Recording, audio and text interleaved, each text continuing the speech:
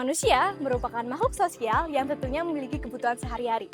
Oleh karena itu, didirikanlah perusahaan-perusahaan untuk memenuhi kebutuhan tersebut dengan menerapkan prinsip untung sama dengan untung, dengan tujuan untuk memberikan kebermanfaatan bagi para pengelola perusahaan dan juga pengusaha.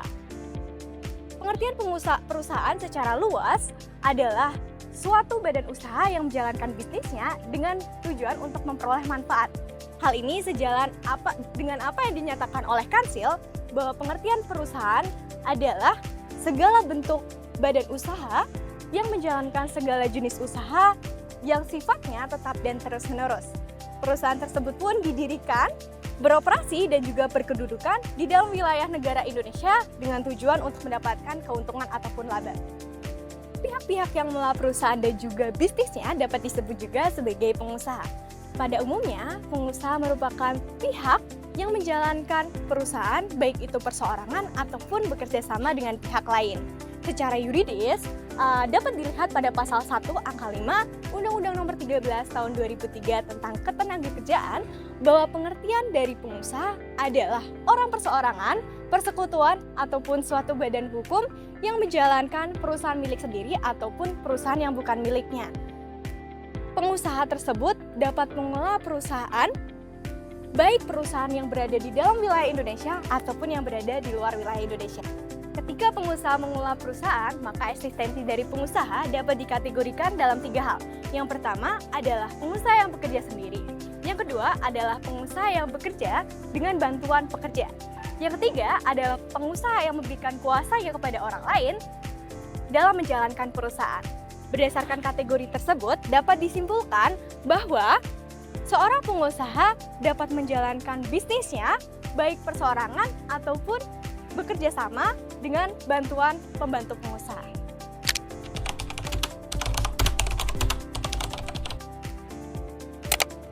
Dalam menjalankan usahanya, pengusaha dapat menjalankan secara mandiri ataupun dibantu dengan pihak-pihak lainnya. Pihak-pihak inilah yang disebut sebagai pembantu pengusaha. Pembantu pengusaha merupakan seseorang yang melakukan pekerjaan untuk membantu jalannya perusahaan demi mendapatkan imbalan berupa upah. Seseorang yang termasuk dalam membantu pengusaha merupakan orang-orang yang bukan termasuk sebagai pemimpin yang mengatur secara keseluruhan jalannya usaha, melainkan menjalankan tugas yang diberikan oleh pemilik usaha. Pernyataan pembantu pengusaha diungkapkan pula oleh Abdul Hadir Muhammad, menyatakan bahwa orang-orang yang termasuk dalam membantu pengusaha adalah orang yang melakukan tugas pembantuan dalam menjalankan usaha untuk mendapatkan upah. Dalam pembantu pengusaha dibagi pula menjadi 2 golongan, yaitu golongan yang pertama adalah golongan orang-orang yang disebut sebagai pekerja atau buruh sebagaimana disebutkan dalam Undang-Undang Ketenagakerjaan. Yang kemudian golongan ini disebut sebagai pembantu pengusaha dalam. Kemudian golongan yang kedua adalah orang-orang yang tidak bekerja di bawah majikan yang disebut sebagai pembantu pengusaha luar.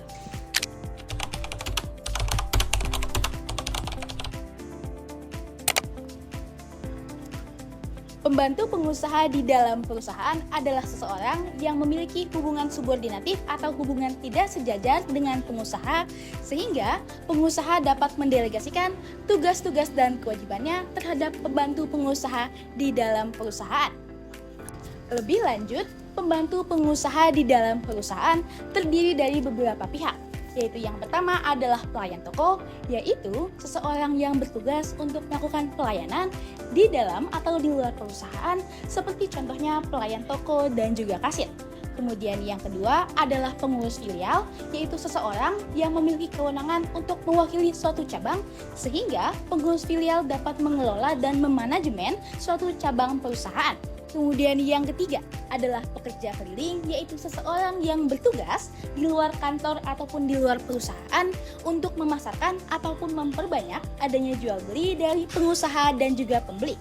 Kemudian yang keempat adalah pegawai perusahaan, yaitu seseorang yang diberikan tugas atau kewenangan untuk menjalankan tugasnya sesuai dengan tupoksinya terkait beberapa aspek dalam perusahaan.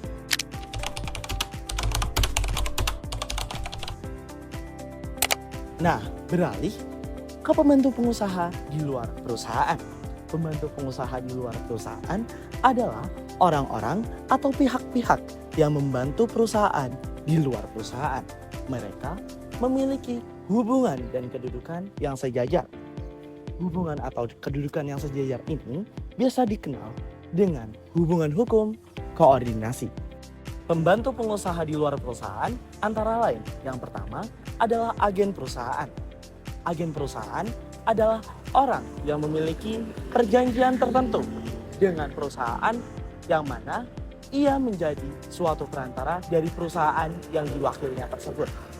Agen perusahaan memiliki kedudukan yang sejajar dan bukanlah suatu pekerja, melainkan perantara yang memiliki kepentingan sendiri. Yang kedua adalah makelar. Makelar adalah orang yang bertindak sebagai perantara dalam transaksi jual beli, sewa menyewa, ataupun transaksi hukum lainnya. Makelar biasa disebut dengan broker ataupun pialang. Yang ketiga adalah komisioner. Komisioner adalah orang yang menutup suatu perjanjian firma yang dimilikinya, akan tetapi atas amanat dan tanggungan dari orang lain yang memberi upah. Yang keempat adalah notaris. Notaris adalah pejabat hukum yang memiliki suatu kewenangan tertentu untuk membuat akta ontentik dan memproses dokumen hukum lainnya. Notaris juga berfungsi sebagai saksi independen dalam suatu transaksi hukum.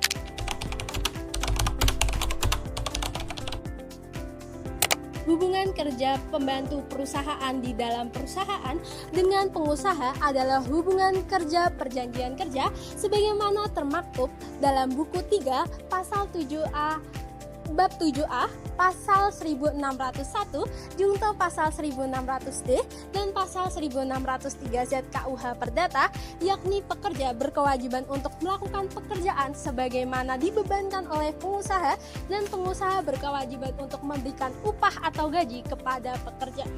Kemudian, pengertian perjanjian kerja menurut Undang-Undang Ketenagakerjaan adalah perjanjian yang memuat syarat-syarat kerja, hak, dan kewajiban para pekerja. Perjanjian kerja ini menimbulkan hubungan hukum subordinasi, yakni hubungan hukum yang tidak sejajar antara pekerja dengan pengusaha.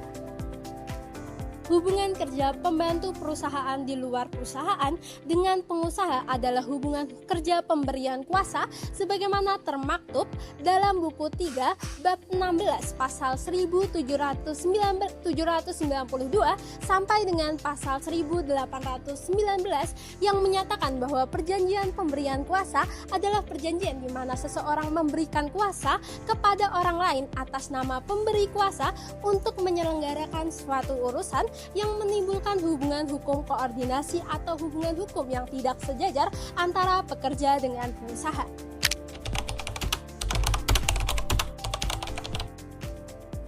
Jadi, peran pembantu pengusaha, baik di dalam maupun di luar perusahaan, memiliki kontribusi yang signifikan dalam mendukung kelancaran operasional maupun dalam mengambil keputusan.